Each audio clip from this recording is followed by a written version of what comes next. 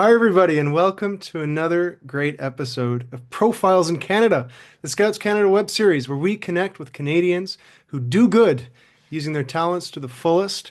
I'm Kayla Moniz, and today we're here with Professor Jack Szostak, a chemistry professor at the University of Chicago, but the recipient of the 2009 Nobel Prize in Physiology or Medicine for research into our genetic code, our DNA, and specifically how that genetic information is protected biologically. Well, Professor Szostak teaches in the States right now. Rest assured, he is Canadian and he grew up both in Montreal and Ottawa, actually going to Right. school. Yeah, sorry.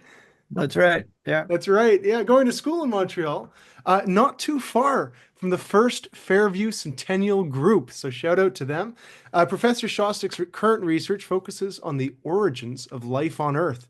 Exciting, and we're going to talk about that. Professor, thank you so much for joining us today. Well, thanks for having me here. Glad to be able to do this. Well, it's so good to have you. I want to ask you about your research, if you don't mind. Sure. Um, what do we know about where life comes from? We we know for sure very little, but we're developing a better and better understanding of sort of the outlines of the process, and covering it in a kind of a broad range from how our solar system and planet formed, what the planet looked like when it was very young, what kinds of chemistry would go on the surface of a young planet like ours. And then how, as the chemistry got more complicated and interesting, it eventually gave rise to the first cells and to biology. And so in my lab, we're focusing on that last part. So there are still gaps in our knowledge, but I think we're seeing an outline of the process now. So it's pretty exciting. That is exciting. And how long ago is this roughly? So there's a big uh, a big stretch of the timeline during which life could have started. So no earlier than when the Earth cooled down enough to have liquid water on the surface, right? So after the moon forming impact, we had a magma ocean covering the planet, so nothing interesting could really happen at that early stage. But over 100 million years, so it would cool down. Uh, you'd have liquid water, probably have uh, volcanic islands, things like that. But then there's a long time, about 700 million years, before we actually have the first really definitive evidence for life. Wow. So there's a range. There's 5, 6, 700 million years in there, somewhere in there, life got started. It's fascinating. And to put that in context, the dinosaurs would have died off, what, 65 million years ago? Yeah, that's very recent. And when did we show This up? is When all, did, we're yeah. talking like 4 billion years ago, roughly. So, Wow. And so when did humans show up? Just for scale? less than a million years. Less Right. than a million years. So, So but my we're question then very, is, Professor, because obviously this is the focus of your research and the biology aspect of it. What is still left to be discovered? What do we need to know to figure this out once and for all? sure. Well, so we want to understand all the chemistry, how you make the molecules of life, right? How they, once you have the right molecules, how they come together to make something that looks and behaves like a cell that can grow and divide and replicate, have genetic material. Where does the energy come from? Which we think is basically the sun, but then how does that energy get transformed into a something that primitive cells can actually use, some kind of chemical energy? So Oh. there's a lot of questions along those lines of the details of the chemistry, but also over the last 10 years, there's been a lot of interest and focus in what are the environments where all this happened, right? So Mhm. we think probably, volcanic type environments or impact craters, something where the environment's very active and a lot of changes happening that can drive processes forward. But there's a lot of work to be done to understand exactly how all these things work together. Oh, it's very interesting. I want to ask you then, how did you discover your passion for science? How did you discover that you wanted to do research? So I think that started when I was very young. I was always interested in science and math. Um, like to read, uh, you know, popular books about it. Always liked reading biographies of scientists to try to understand how did they like figure things out, you know. It's great. And then when I got a little bit older, then with help from my father, we had a little lab in the basement of our house, so I could do, simple chemistry experiments. Um, and I had a great biology teacher in high school who really Wow. got me interested. So yeah, so it's a combination of having a good home environment with an interest in this sort of thing and some really great teachers who helped me a lot at different stages. Your biology teacher, did he ever find out that you'd won the 2009 Nobel Prize?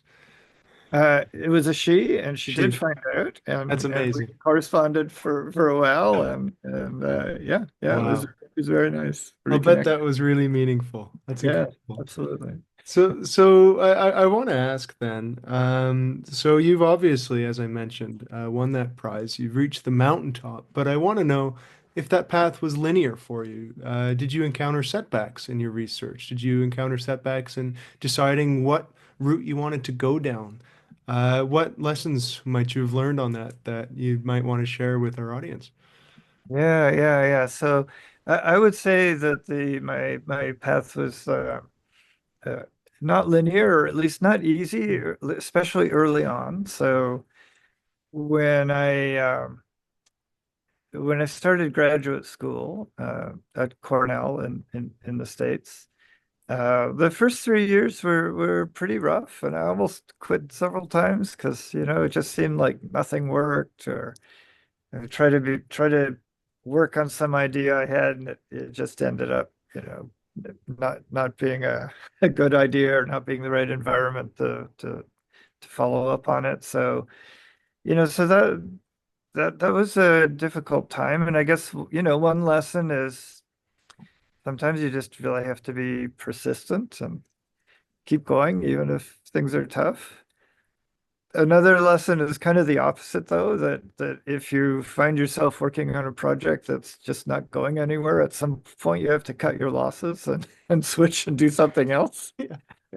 Good. Um, another aspect of that is that I was really fortunate to have a great mentor or advisor in my PhD program who helped me a lot when he saw I was struggling, right? He actually sent me to a different lab to learn a certain technology, and that made all the difference, right? So just having someone who can help you out when you really need it is Yeah.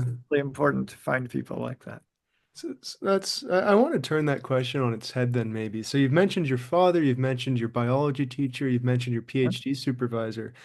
Scouters are mentors for young people across the country as they discover what they're passionate about. What advice would you have for them? What advice would you have for them in helping young people discover what gets them going? Yeah, well, I think part of being a good mentor is to uh, see the people that you're advising and you know uh, not be sort of telling them what to do, but sort of uncovering what they want to do, what really drives them, and then uh, helping them overcome difficulties, helping them make connections to people who can take them to the next level. So those sorts of things really can make a difference in a young person's life. That's fantastic. Well, a big feature of this series is obviously the country of Canada. Yeah, And Professor, obviously, you are Canadian, but living in the yes, States. So I wonder if you might provide some comment on what has being Canadian meant for you and meant for the work that you do. yeah. So I grew up in Canada, right? Went to school there, went to college, went to McGill University in Montreal, and those were very formative years. It's what sort of got me started on this path. I and But it's just a fact that there are a lot more, at least until recently, there have been a lot more opportunities to do science uh, in a well-funded, serious way. I mean, there are great places in Canada, but relatively few. So that's why I moved here and have stayed here. But I still have family in Canada.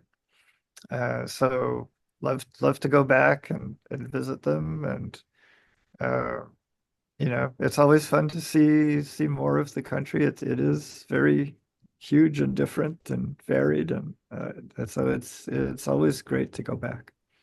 That's great. Well, Professor, I want to ask maybe one last question.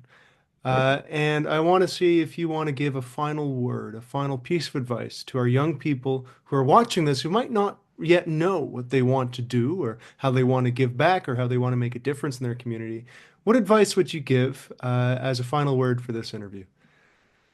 Well, I think the best thing to do is to, figure out what really drives you, what gives you satisfaction, what do you want to accomplish? Um, but the right way to say it. It's very hard to find your own path sometimes. So, you have to look around, maybe not necessarily get too attached to one idea because you might be studying and learn about some new area and find that your interests completely change into a different field. Yeah. And so you have to be open to new things like that, open to new ideas and new experiences. And then when you find something that where you really feel like you can contribute, you can do something, it gives you satisfaction, then you just have to go for it. That's a fantastic lesson. Professor Szostak, thank you so much for being with us here today. All the very best with your research. Let's figure out where we came from. And maybe actually, folks at home will get to figure that out if they decide to go into science. So we appreciate you sharing your Absolutely. story with them. That's right. Okay. Thank you, Kayla, very much. Of Thanks for having course. me on the Well, show. to everybody at home, thank you for joining us. Our next episode is going to be next week, and it's going to be with another Canadian who uses their talents to the fullest for the common good. And I can't wait to share that with you then. Thank you very much, everybody. Have a great one. Cheers. Okay. Thanks. Bye.